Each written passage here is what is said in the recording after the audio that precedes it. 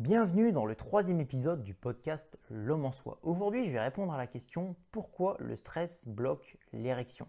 Pour comprendre tout ce que je vais vous expliquer là, il faut bien garder en tête que l'homme tel que nous sommes aujourd'hui s'est développé il y a extrêmement longtemps dans un environnement qui était hostile. À cette époque, il y avait énormément de dangers de mort imminents et les réactions au stress se sont développées pour répondre justement à ce type de situation.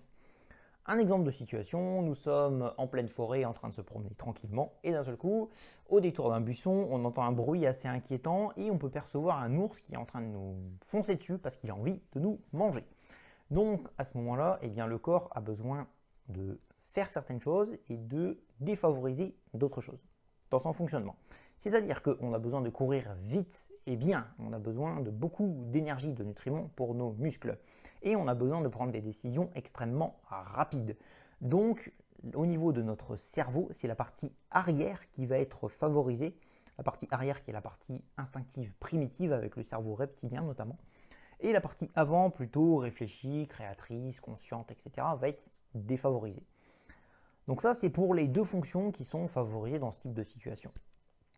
Et les fonctions qui sont défavorisées, on va retrouver la digestion, on n'a pas besoin de digérer à ce moment-là, on va retrouver le système immunitaire, parce que imaginons que par un malheureux hasard, 5 minutes avant, on ait attrapé un virus ou une bactérie qui potentiellement pourrait nous tuer dans une semaine, l'ours, il peut nous tuer dans 30 secondes ou dans 2 minutes. Donc la priorité, c'est l'ours. Ensuite, on va retrouver tout ce qui est réaction aussi d'élimination, de régénération, parce que en fait, quand on est en train de courir pour sauver sa peau, on n'a pas spécialement besoin d'éliminer de toxines ou de régénérer une quelconque blessure. Et enfin, on va retrouver la libido et les érections, parce que quand on est comme ça dans une réaction de stress, qu'on lutte pour sa survie, eh bien, on n'a pas besoin d'érection, parce que ce serait nous bloquer dans notre course effrénée et on n'a pas besoin de libido, on n'a pas besoin de penser autour du sexe, d'envie sexuelle qui viendrait parasiter en fait les messages instinctifs qu'on recevrait pour savoir exactement où est-ce qu'on doit aller pour pouvoir assurer notre survie.